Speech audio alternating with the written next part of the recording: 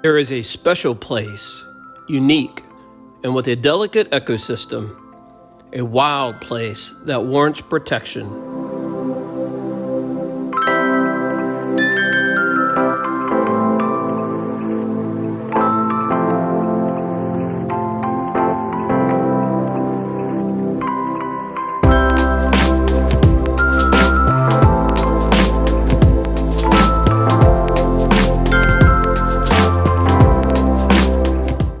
High in the mountains of West Virginia, a place exists that draws adventure seekers by the thousands to experience high-altitude flora and fauna normally found in Canada.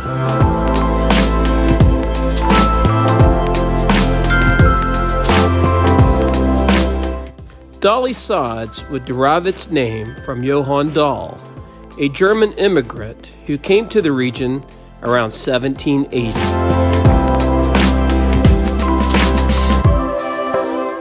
The extensive high areas of Dolly Sods were once covered by dense red spruce and hemlocks, and were considered the greatest stand of red spruce in the world, in terms of size and quality.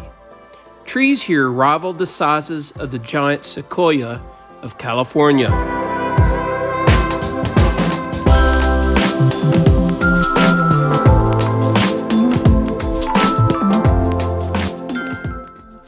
However, repeated logging and burning would destroy the humus layer, reportedly 7 to 9 feet deep, and left only the bracken fern. According to written records, repeated fires between 1910 and 1920 scorched everything down to the bare bedrock. The destruction was extraordinary, decimating all insects, worms, salamanders, burrowing animals, and the area became a desert. Finally, in the 1960s, recreationalists and conservationists pushed to have the sods be set aside as a preserve. Since then, it has begun a long and slow healing process.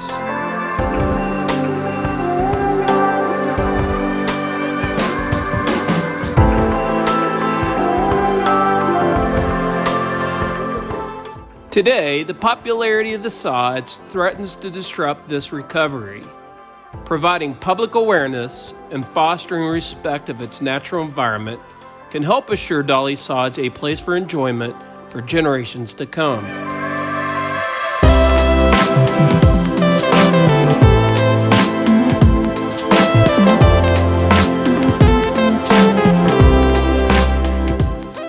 The Appalachian History Detectives would like to thank all those in the Dolly Sods Facebook group for all of your photos, assistance, and enthusiasm in the development of this video. Join me and my family as we venture into the sods and discover its natural treasures.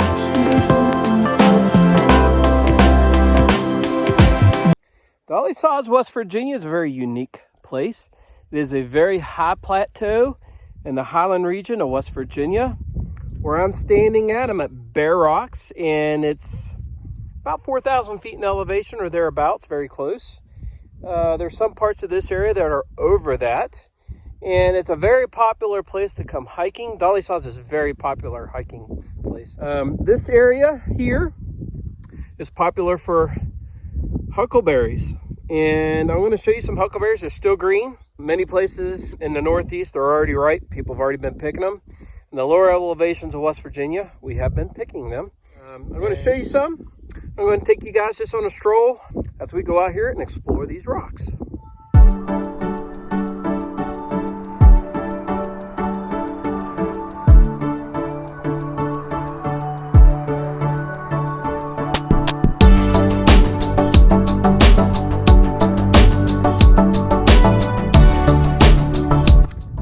There is a unique geological features up here.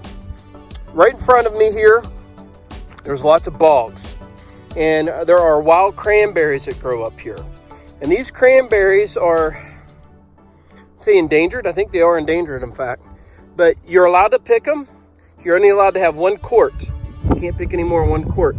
The huckleberries you're also allowed to pick. So even though we're in a national forest, And in national forest, you're not allowed to pick flowers and plants and things like that. But here you are legally allowed to pick huckleberries and 1 quart of these cranberries. And we should see some of those. I'm going to show them to you. They're still green too. They're not ready and they're not ripe, but I'll show them to you when we get there.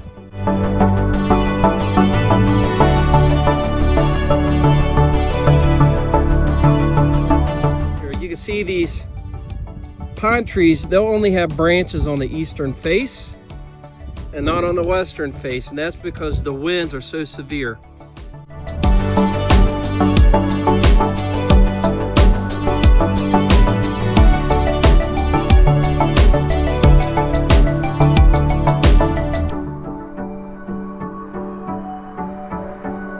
Everything that you see to the left and to the right of me are all huckleberry bushes. And people come in here from all over the eastern United States in the mid-Atlantic region, and they come to huckleberry pick.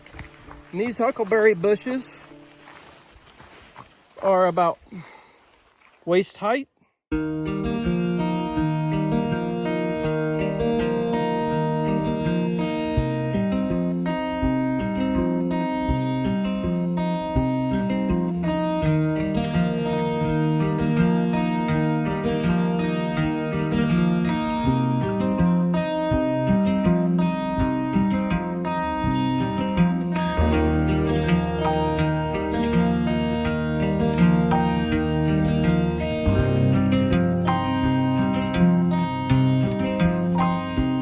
Okay, I'm going to show you. You can see the water here, and we're getting into this swamp, the swamp area, and you can see that's a kind of a cotton. It's a plant, and it only grows on high altitudes, high elevations, in only certain areas. And West Virginia's got several places where this stuff grows. One is called the Cranberry Glades, which is just south of here. And it also grows up here on Dolly Sods.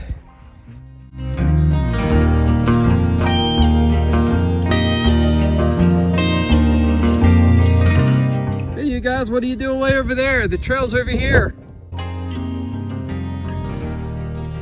All right, you guys. See those round things? Those are all wild cranberries.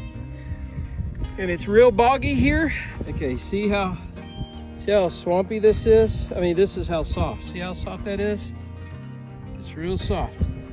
It's real spongy. And this is just a swamp. And that's cotton grass. All that you see out there, they call that cotton grass. And cotton grass grows in environments like this. We're gonna take the camera, we're gonna look back and watch these guys try to cross this swampy, boggy mess.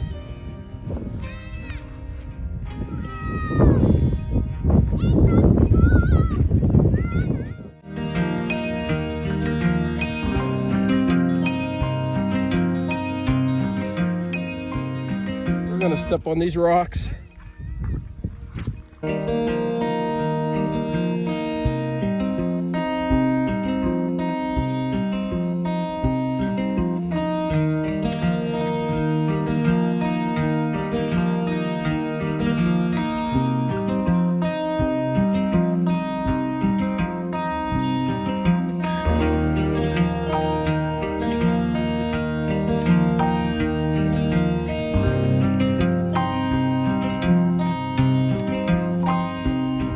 The water, you can see the water is brown or looks like tea or coffee.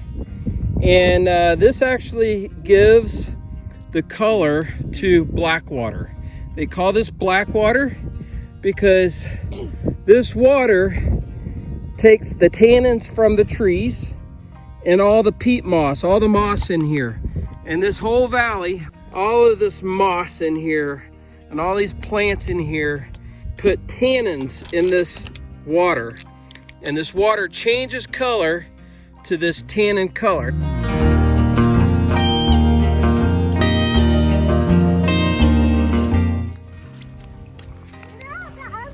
I don't think you're going to get through this without getting wet.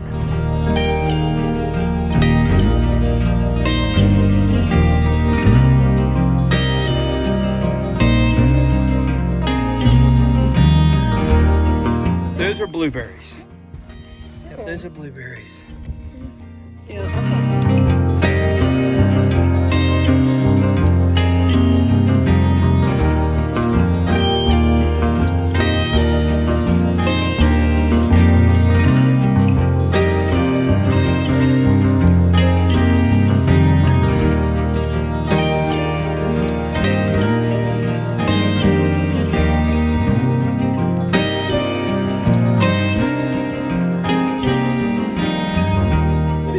Back there. I'm all scratched up.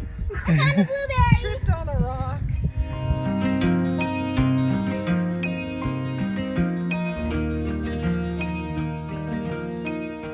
There are powdered blue and there are some black ones.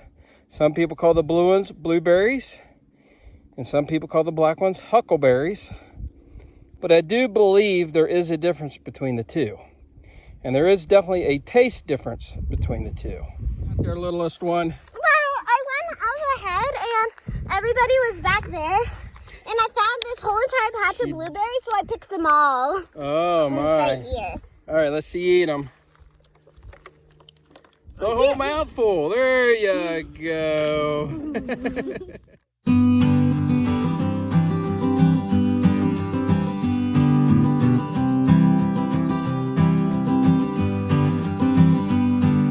Another handful and I ate that as well too. Right.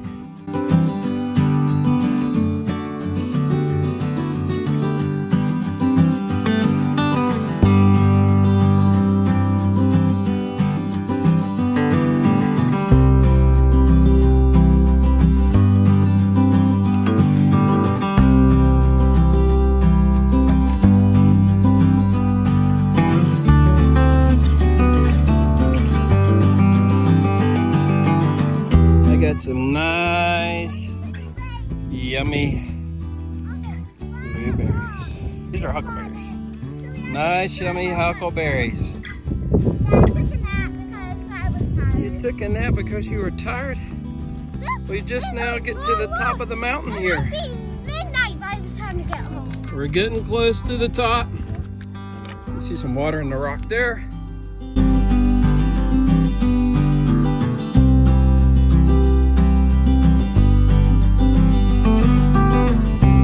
The top, you see Mount Storm power plant there in the distance, and we're looking down onto the windmills right there.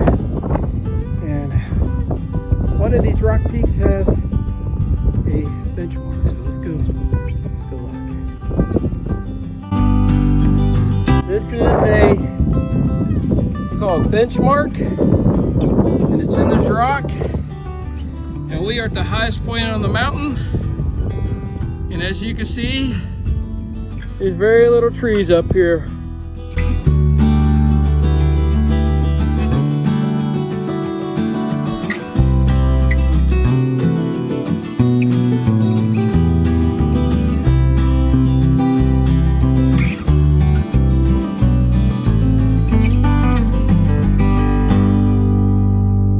Well, folks, I'm going to end the adventure right here. Right on these rocks, the highest point. I hope you guys had a great time on this little journey. Enjoyed the trip with us, enjoyed the scenery, and enjoy the history on this little history hunt. Hope you guys had a great time. It's a beautiful day. Get out there and enjoy it. We'll talk to you later.